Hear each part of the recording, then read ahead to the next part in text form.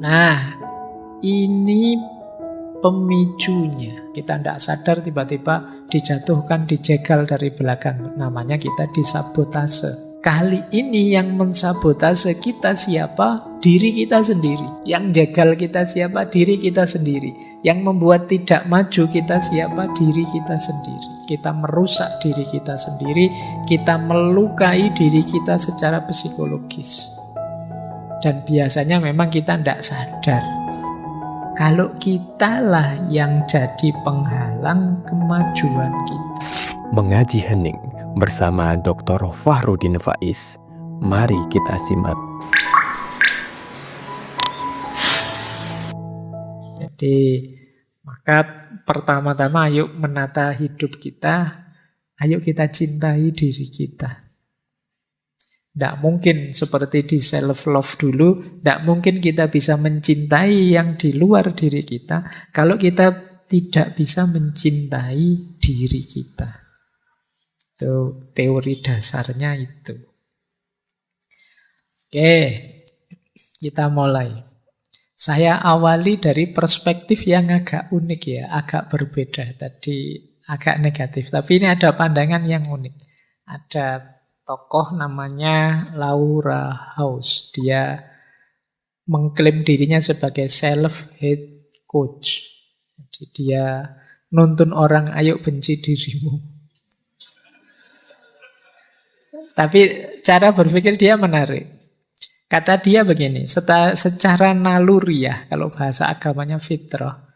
Tapi fitrah yang negatif. Kalau seperti Al-Quran itu kan juga banyak menyebut ada beberapa ciri dasar manusia yang negatif. Misalnya khuliqa halu'a, manusia itu tukang mengeluh, manusia itu zoluman jahula, sangat zolim dan sangat bodoh. Ini kan penciri negatifnya manusia.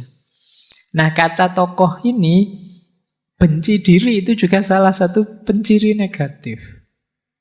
Manusia itu secara alamiah dalam dirinya pasti punya keraguan, punya ketakutan, dan punya kebencian-kebencian.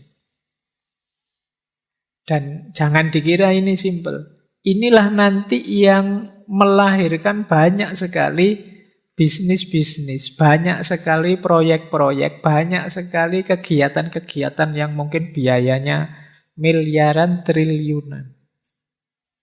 Mungkin ada lokakarya, workshop, sekolah, guru, psikiater, psikolog. Ini kan beredar untuk ngurusi keraguan kita, ketakutan kita, kebencian kita.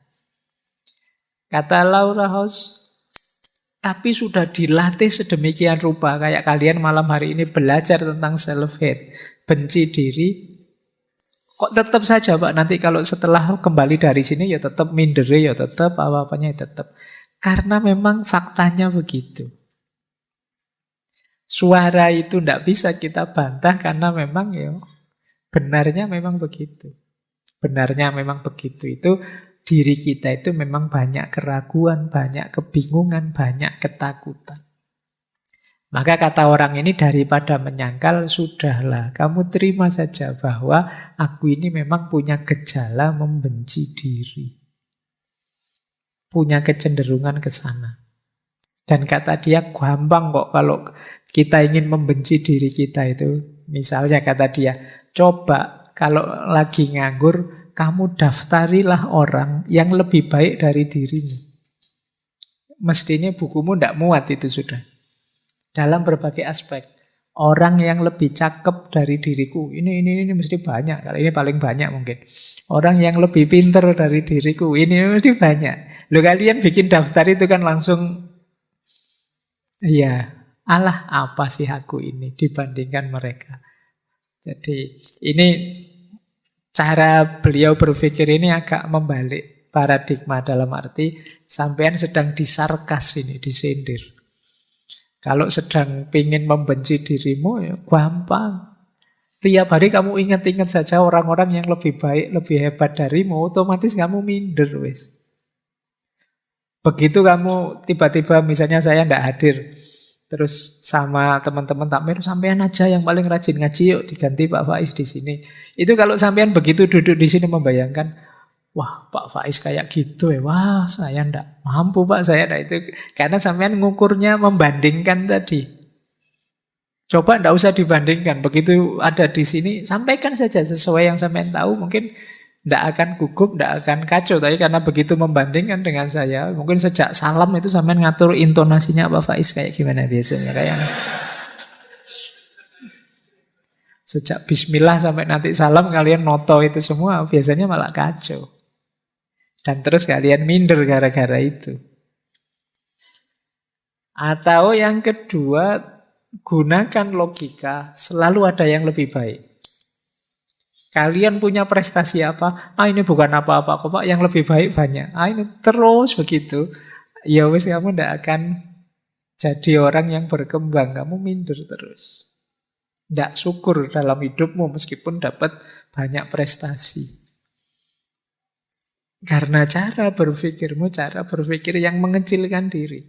Ya memang yang disebut faktanya begitu itu, ya faktanya memang banyak prestasi yang lebih baik dari itu. Allah wong cuma juara puisi tingkat kecamatan saja, yang tingkat kabupaten ada loh. Ya begitu kamu mikir gitu kan minder.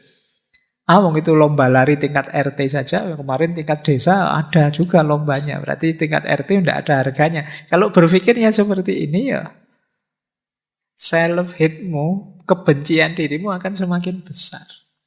Prestasi apapun. Jadi, misalnya kalian sudah lulus kuliah, yang lulus kuliah dari saya banyak, lebih cepat. IP-nya tinggi, yang IP-nya lebih dari saya ada.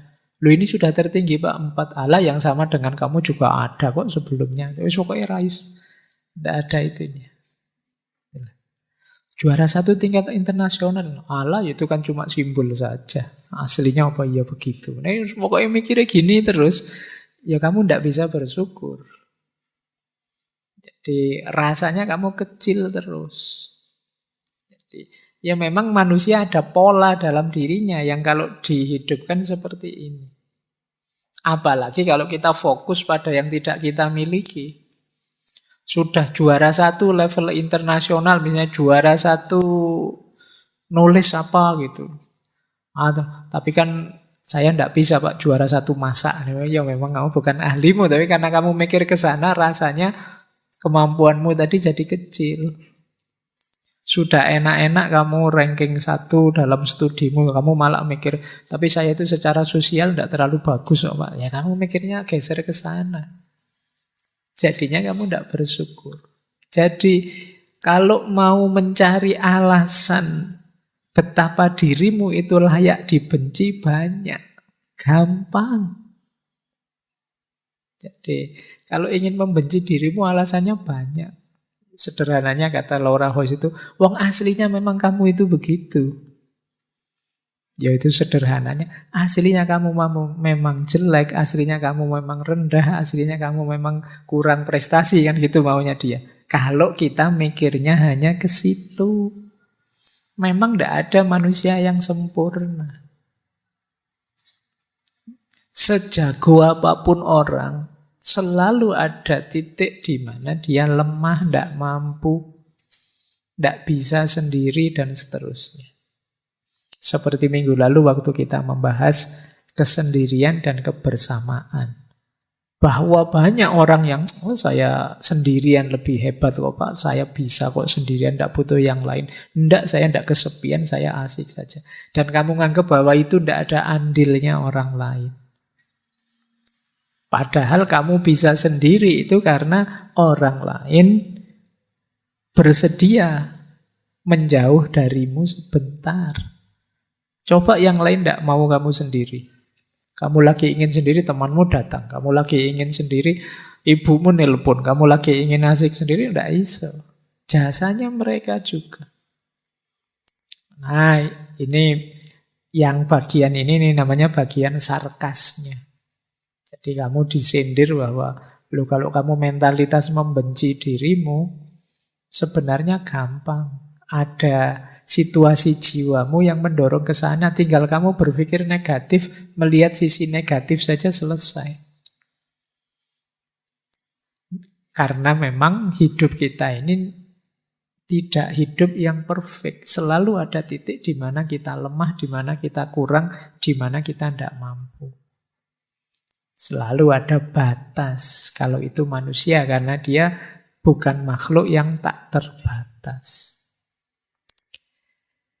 Baik, jadi dari sini bisa kita sebut manusia punya juga potensi untuk bisa membenci dirinya.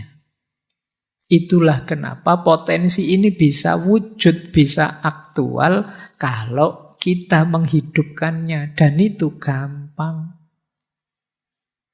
Jadi jalan kebencian itu gampang.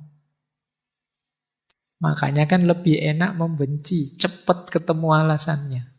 Baik untuk diri sendiri maupun untuk orang lain dari sisi ini ya. Tapi kan ini tidak ideal. Kita punya nilai-nilai yang pastinya nanti tabrakan kalau kita jadi orang yang self-hatred. Baik, kita lanjutkan. Nah, ini pemicunya. Kenapa sih orang itu bisa membenci dirinya? Biasanya yang pertama karena overgeneralization. Overgeneralization itu ya peristiwa 1-2 atau bagian dari hidupmu 1-2 kamu anggap mewakili keseluruhan. Itu namanya overgeneralization. Wong cuma jerawat 3 saja loh, kayak tadi contohnya. Kan bukan berarti seluruh hidupmu terus hancur lebur. Wong cuma jerawat saja kok.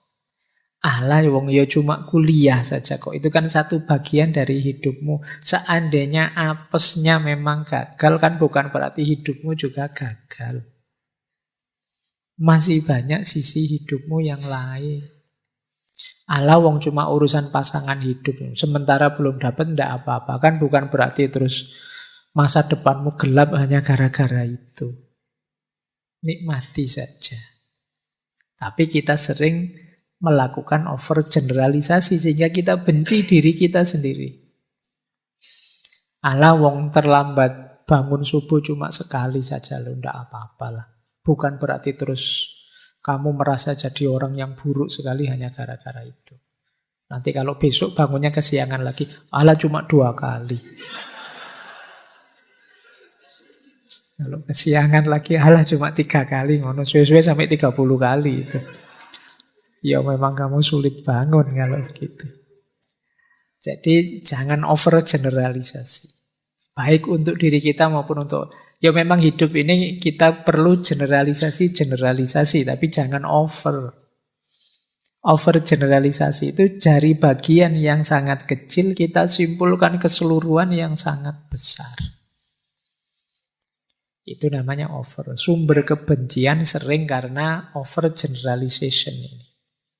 Yang kedua, read the self. Ini penyakitnya orang pinter. Tambah pinter, tambah banyak teori, kadang-kadang kita tambah mudah membenci diri. Kemarin mungkin belajar filsafat, ngerti teori macam-macam kan, stoikisme, absurdisme, eksistensialisme, terus membaca diri kita. Wah, ternyata saya itu tidak eksis ya Pak. Wah, sekarang gelisah kamu menganggap dirimu tidak eksis. Wah, ternyata hidup saya itu absurd ya Pak. Hidupmu kamu baca pakai teori absurdisme. Kamu baca pakai, wah saya kok enggak tenang seperti orang-orang stoik itu ya Pak. Karena habis baca buku stoik, terus kamu membaca hidupmu versi stoikisme. Dan akhirnya kamu stres sendiri gara-gara itu. Saya kok enggak bisa setenang itu ya Pak. Saya kok enggak bisa stabil itu ya Pak. Bukan berarti teorinya jelek, tapi kamu menganggap teori itu secara keseluruhan mutlak menjadi ideal hidupmu yang ingin kamu jalankan sepenuhnya. Sementara hidup kita ini dinamis, variabelnya tidak selalu pas dengan teorinya. Akhirnya ketika tidak bisa begitu, terus kita stres. Habis belajar tasawuf terus, wah, kok saya tidak bisa Pak, seikhlas para sufi itu, kadoan. Dan kamu stres, benci dirimu gara-gara itu. Habis baca, ada seorang wali yang Tiap malam sholatnya ratusan rakaat. Kamu langsung shock. Waduh, saya apa ya mampu ya. Sholat isya saja kadang-kadang kelewatan. Beliau ratusan rakaat. Begitu mikir seperti ini kan kamu langsung drop. Karena teori itu kamu telan mentah-mentah untuk hidupmu. Nah ini namanya read the self. Kamu membaca dirimu dengan satu teori, ternyata teorinya tidak masuk dalam hidupmu dan kamu kecewa dengan dirimu. Aku kok tidak seagresif para eksistensialis ya. Aku kok tidak setenang para stoik ya. Aku kok tidak sekritis para filosof poststruktural, postmodern ya. Aku tidak, ayo mungkin. Bukan berarti idealmu salah, tapi kamu juga harus realistis. Betapapun teori itu ya tidak selalu 100% bisa masuk dalam hidup kita. Seandainya memang cocok pun kan perlu waktu, perlu adaptasi. Tidak mungkin bisa langsung. Tidak mungkin tiba-tiba baca teorinya stoikisme. Kalau engkau tidak menerima disakiti, tidak mungkin orang lain bisa menyakiti. Itu kamu, saya belajar kayak gini kok tidak sukses-sukses ya Pak. Saya ingin nolak untuk tidak sakit, tapi tetap sakit ya Pak. Iya ya, tidak mungkin bisa seketika. Ya pelan-pelan ada prosesnya. Jadi ini akar kedua, read the self. Yang ketiga, salah paham tentang emosi kita. Jadi istilahnya emotional reasoning. Emotional reasoning itu kalau kita merasa tidak enak, kita anggap oh berarti memang realitasnya tidak enak. Kalau kita kecewa, kita anggap realitasnya mesti jelek. Kalau kita, ini emosi kita. Padahal emosi kita itu kan tidak bisa jadi patokan. Kalau pas kita lagi sensitif, orang ngomong biasa kita tersinggung. Tapi kalau pas lagi luas hatinya, lagi senang, lagi gembira, bahwa orang maki-maki kita ketawa saja. Itu emosi. Nah, kita sering berpatokan pada emosi. Kalau kita emosi itu kan orang WA biasa-biasa kita membacanya pakai emosi. Gitu. Misalnya, Mbok, kamu kalau bangun tepat waktu, itu kalau kita hati kita ndak enak, bad mood, baca kayak gitu ya mungkin jawabannya ngapain kamu ngurusi hidupku, bisa begitu. Tapi kalau hatimu sedang enak, diingatkan begitu, wah terima kasih sudah diingetin, saya usahakan deh. Itu hatimu sedang enak. Maka emosimu jangan jadikan ukuran. Kalau dijadikan ukuran ya kita sering salah paham tadi, salah persepsi. Akhirnya membenci diri kita.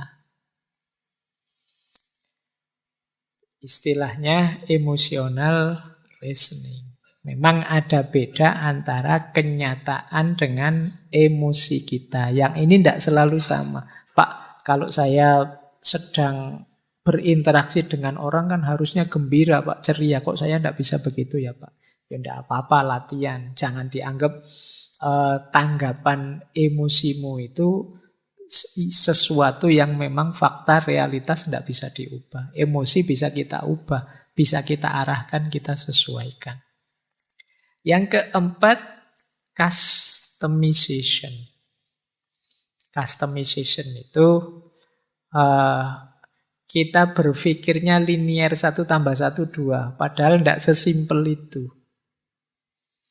Misalnya saya agak pusing, agak bingung. Wah, saya bingung ini mesti karena itu tadi. Padahal mungkin sebabnya banyak. Saya hanya menyimpulkan dari yang paling dekat saja. Setelah ketemu kamu ini, nasibku jadi jelek sekali, misalnya. Nah, ini namanya satu variabel kita jadikan kambing hitam. Ini terus kita biasanya ya kalau di customization self-hate ini ya kambing hitamnya diri kita sendiri. Ini mungkin gara-gara aku tadi bangunnya kesiangan ini sampai malam dapat sial terus misalnya. Dasar diri ini. Nah itu karena customization. Yang kelima, adalah maximization atau minimization. Membesar-besarkan sesuatu atau mengecil-ngecilkan sesuatu. Ini namanya maximization atau minimization. Sebenarnya sepele sih, hanya karena misalnya opolah kamu beli bakso sambelnya ketinggalan, jadi kan kecil. Tapi kok dibesar-besarkan, kamu marah-marahi temanmu yang kamu titipi. Beli bakso kok bisa ketinggalan, kok iya ndak itu. Nah, ini saya mencontohkan gini karena kemarin saya beli ayam, ayamnya ketinggalan.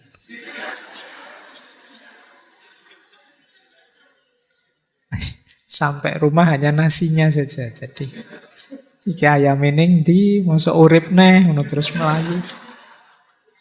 Jadi iya dan ya ndak apa-apa ya. Ndak harus dibesar-besarkan ya. Ya beli lagi saja. Nah, kadang-kadang kita begitu urusan gitu aja kok terus jadi besar, menyangkut macam-macam, menyinggung macam-macam, ndak usah. Sering itu kalau kita besar-besarkan jadi self hatred tadi. Wah, berarti aku ini sudah tua, sudah tambah pikun, ini tambah bodoh, ini tambah enggak begitu. Biasa saja, wong cuma salah kecil gitu aja kok. Atau yang besar dikecil-kecilkan, itu juga enggak sehat. Terus ada catastrophic thinking, mikirnya kacau sudah. Karena pengaruh macam-macam. Ya, di situ saya contohkan ibu-ibu atau kadang-kadang kita sendiri lah yang sering saya contohkan itu. Mungkin karena teman-teman sering baca artikel-artikel kesehatan misalnya atau baca artikel, itu mempengaruhi cara berpikir kita. Nanti baru pusing sedikit saja, waduh, stroke ini mesti. Jadi karena itu catastrophic thinking. Jadi kamu mikirin ndak reasonable, kamu rujukanmu keliru. Tapi karena sering baca itu. Mungkin yang sudah menikah karena sering nonton sinetron, begitu suaminya HP-nya disembunyikan di password, wah ada rahasia itu mesti ini harus serba curiga, serba itu. Pikirannya jadi kacau. Nah ini kalau ini objeknya diri kita sendiri.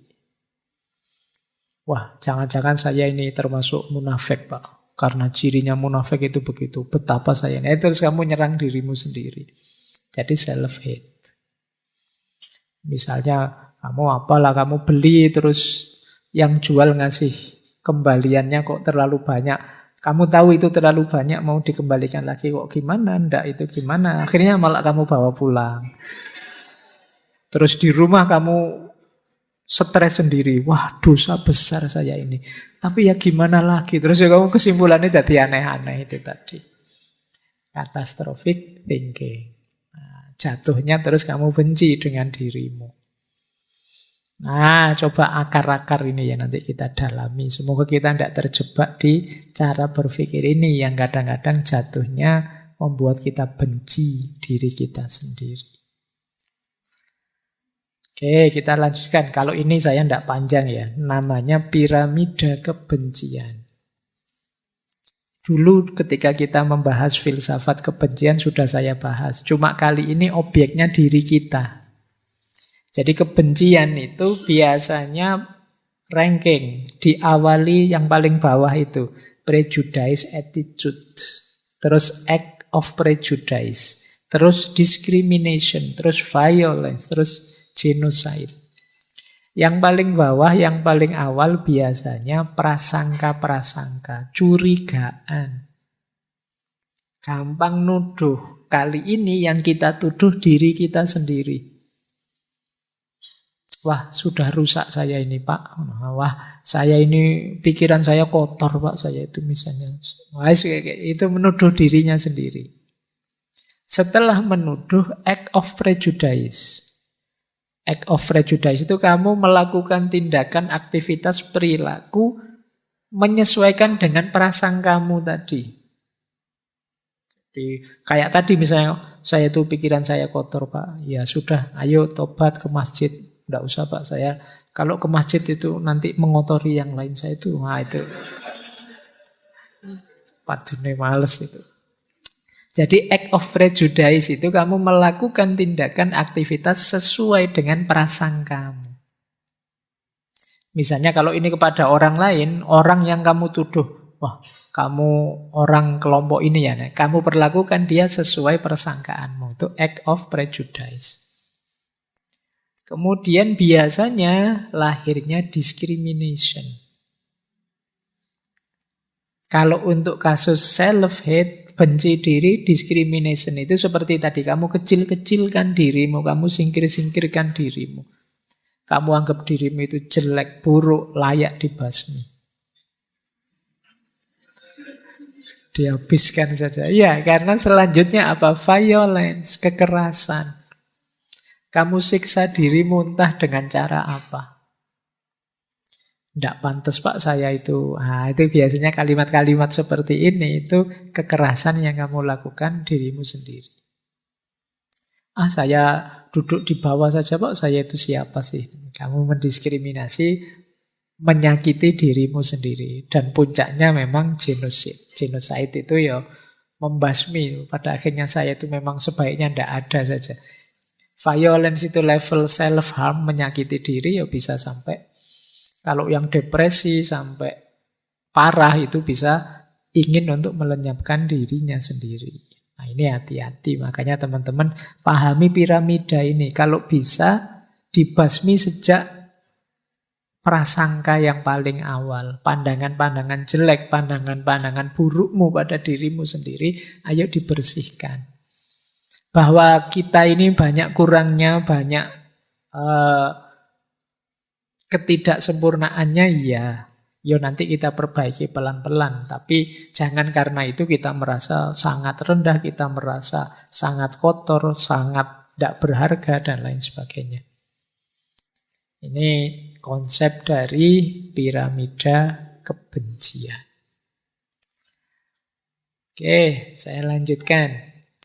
Ini membahas yang tadi. Buahnya self-hatred itu apa? Kebencian pada diri kita itu apa? Self-sabotage. Kita akhirnya mensabotase diri kita sendiri. Mensabotase itu kan menghancurkan, merusak secara diam-diam, terselubung. Itu kan disabotase. Kita tidak sadar tiba-tiba ditikam dari belakang, itu kan istilahnya sabotase. Kita tidak sadar tiba-tiba dijatuhkan, dijegal dari belakang, namanya kita disabotase.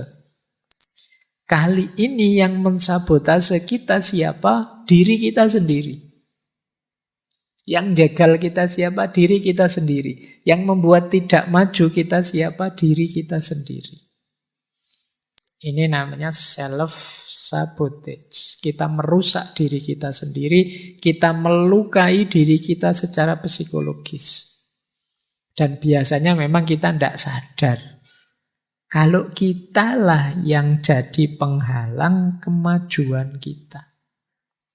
Kita tidak sadar kalau kita sendirilah yang membuat kita tidak bergerak, tidak progres dalam hidup ini.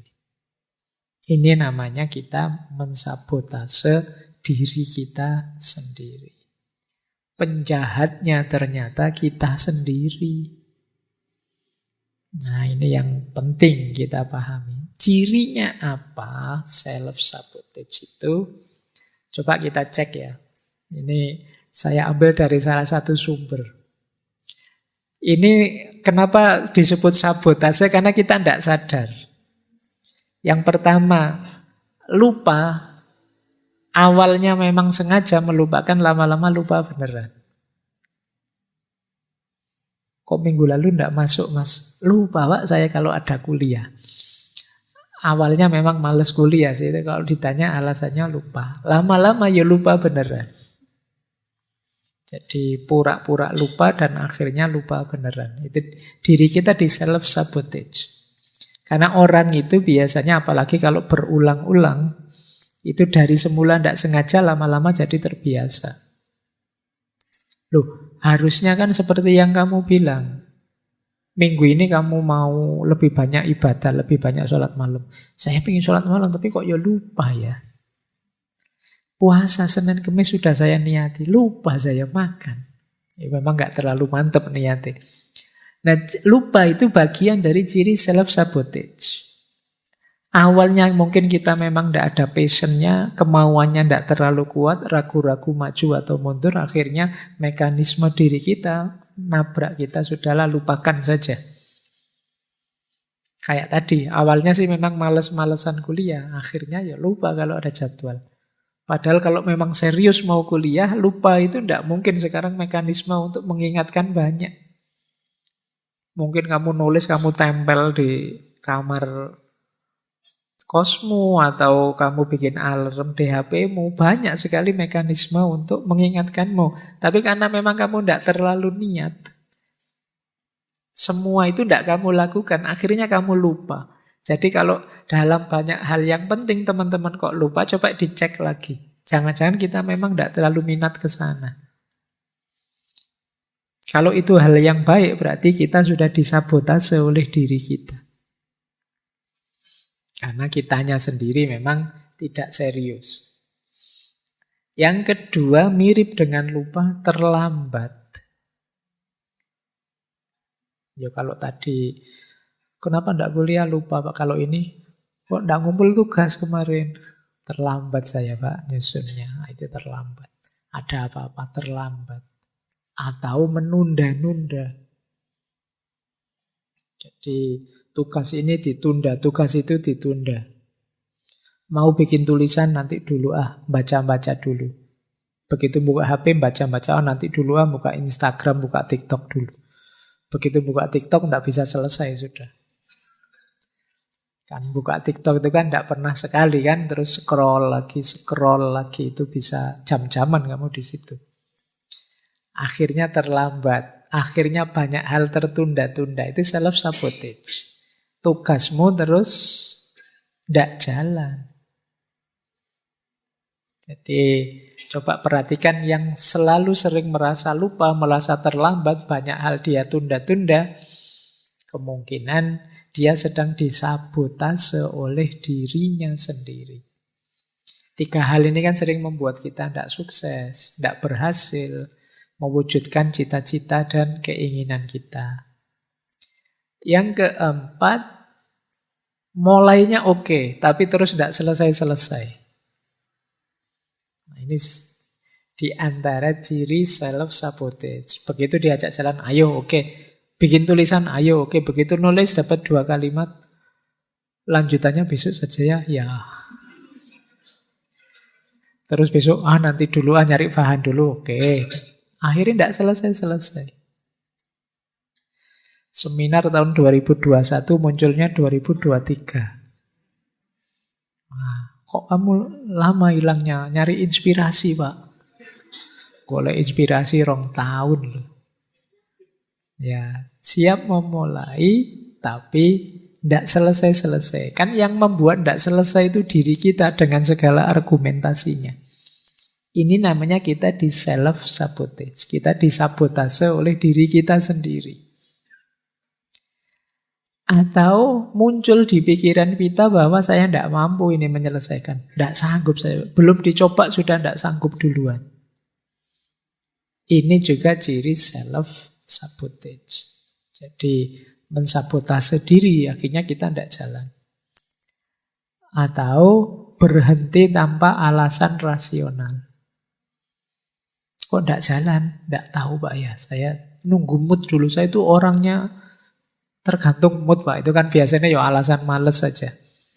Tapi kamu pakai argumen tergantung mood. Nunggu moodnya Pak. Kalau saya tidak mood itu tidak jalan Pak. Kalau saya sudah mood Pak, sehari bisa dapat 1 bab. Lah kamu kapan pernah sehari 1 bab? Belum pernah Pak. Wong tidak muncul-muncul moodnya. Kan tadi saya bilang nunggu mood Pak. Dan moodnya tidak muncul-muncul. Ya bolak-balik mood aja neng ya ora. Ini namanya self-sabotage. Kamu disabotase oleh dirimu sendiri. Kenapa begitu? Kamu tidak percaya diri. Kamu tidak mantap dengan dirimu. Yo, akhirnya kamu dibajak oleh dirimu sendiri. Nah, coba perhatikan kalimat-kalimat itu. Itu bagian dari kesadaran diri yang negatif. Aku tidak mampu, aku tidak layak sukses, aku tidak bisa melakukan itu. Aku tidak pantas mendapatkan itu. Kalau aku coba, mesti aku gagal. Ini kesadaran diri yang negatif. Bagian dari, kalau kita mengucapkan kalimat ini, sebenarnya kita sedang membajak diri kita sendiri. Akhirnya tidak jalan. Tujuan, cita-cita, keinginan kita tidak wujud.